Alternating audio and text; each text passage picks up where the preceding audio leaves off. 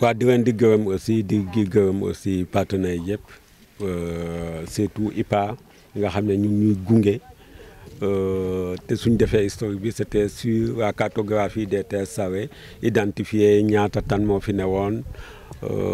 après gunge ñu encore ci wut ay partenaires mais gunge ñu encore ci organiser benn forum bu mag pour partager aussi résultats yi nga xam ne am nañ ko ci commune bi mais di gërëm aussi waa BRGM aussi ñi nga xam ne bureau d'étude nga xam ne ñu ngi expérimenter des arbres fii au niveau de Ndof et au niveau de Sing Boya mais di gërëm aussi le président des pépiniéristes qui est avec nous qui est au niveau de la commune di gërëm ñëpp ñi nga xam ne ñu ngi def ay pépinière reboisement tey bi dañ ko def en rapport avec la zone 15. C'est l'occasion de remercier le président de la zone 15 mais aussi les ASC de toute la commune parce que gis nañ ne tey suuf si dafa xaw a wàññeeku ci am mbéy te nit ñaa ngi yokku mais gis nañ aussi ci rendement suuf si parce que suuf suñuy béy léegi xorom si def ko impacté moo tax aussi ñu ne ñun nañu jóg ñun ñëpp lutter contre l'avancée des terres salées ñu fas yéene woon nag dans chaque village ñu mun association bu fa nekk mun a def reboisement lancé nañ ko tey donc ASC yëpp ñu ngi organiser ñu ngi reboiser seen village yi dina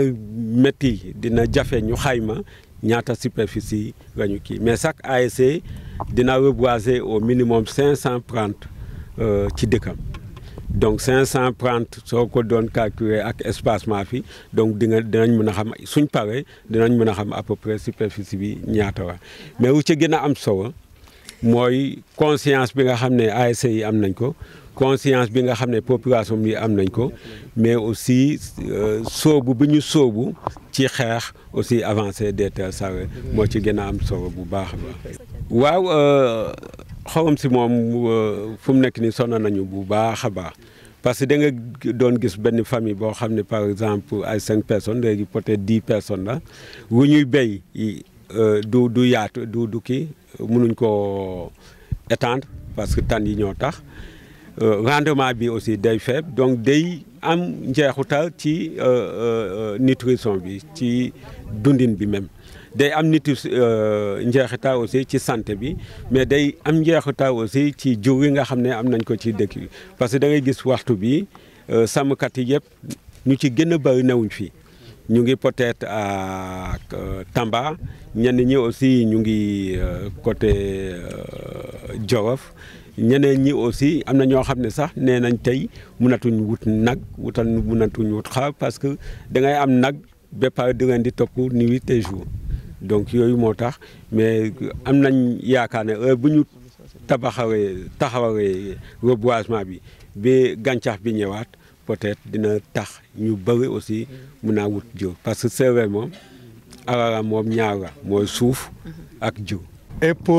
c'est une collaboration tripartite. La commune de Loul Sessène, IPAR et le bureau d'études et de recherche sur la gestion des ressources naturelles pour le développement rural. Tout est parti d'un travail qui avait été commandité par la commune en termes de cartographie de l'extension, en tout cas des surfaces qui sont concernées par la salinisation des terres. C'était en 2021. Quand un bureau d'études qui s'appelait comment déjà Flying Labs. Flying Lab, quand il faisait la restitution des résultats,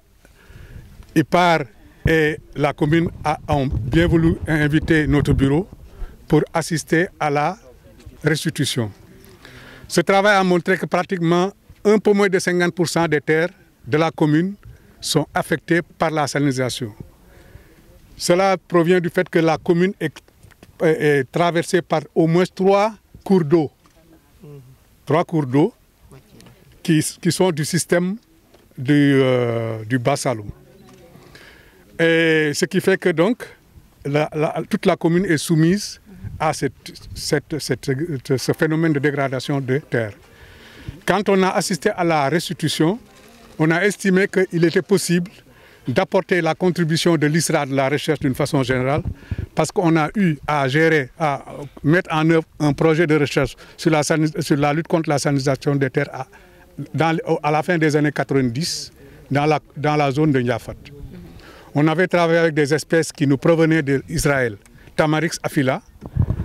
qui permettrait à partir d'un temps nu, au bout de 5 ans, de remettre ces terres en culture, en riziculture.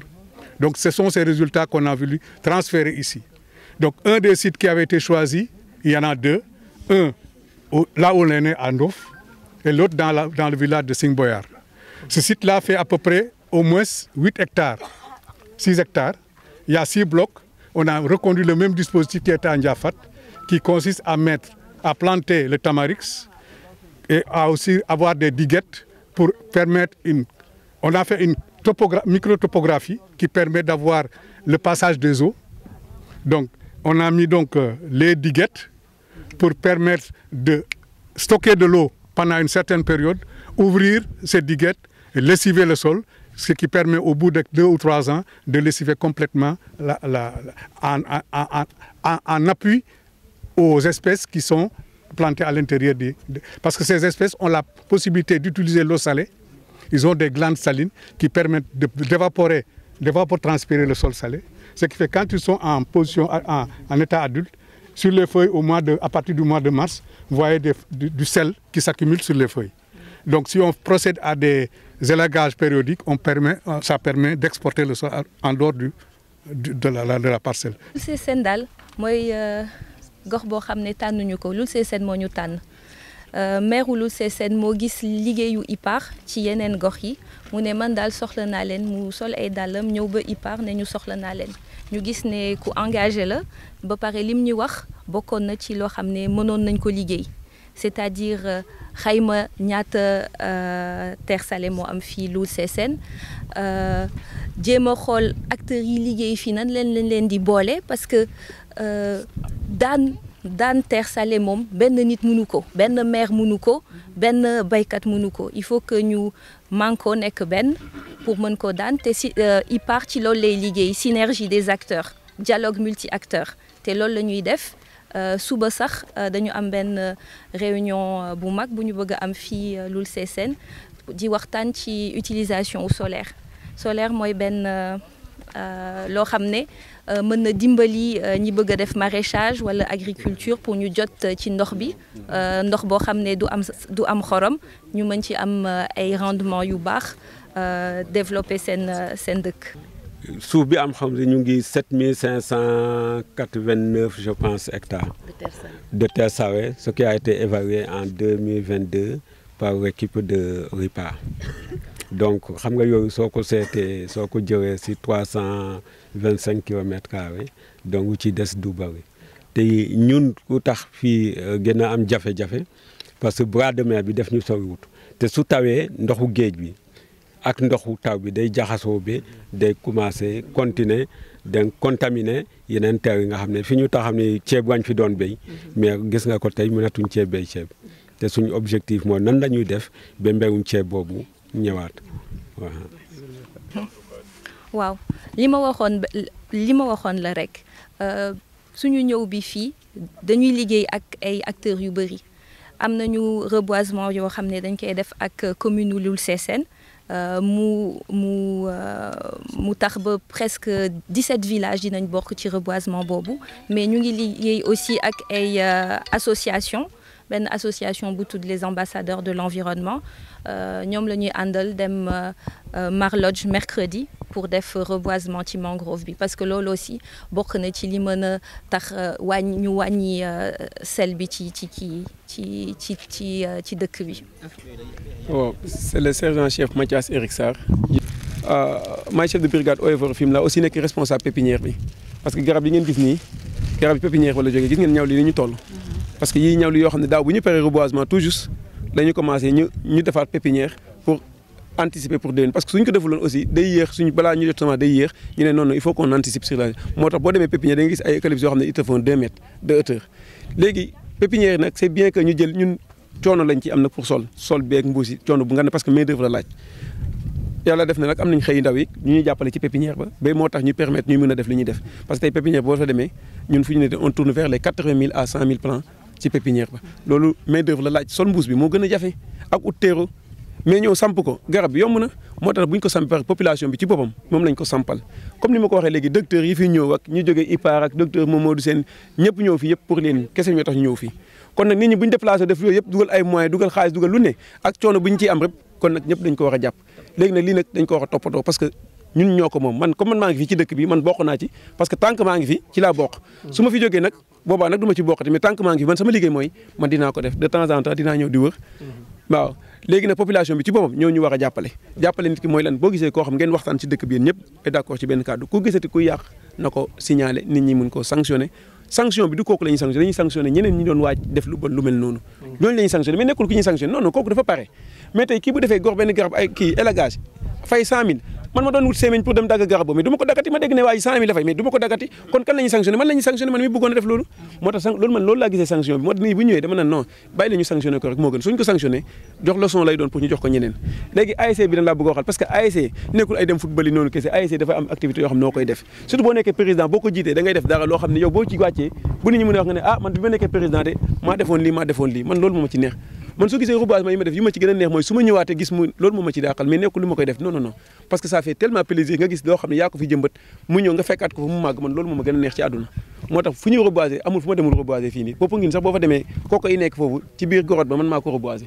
te fu laay jógee dem Popenguine pour reboiser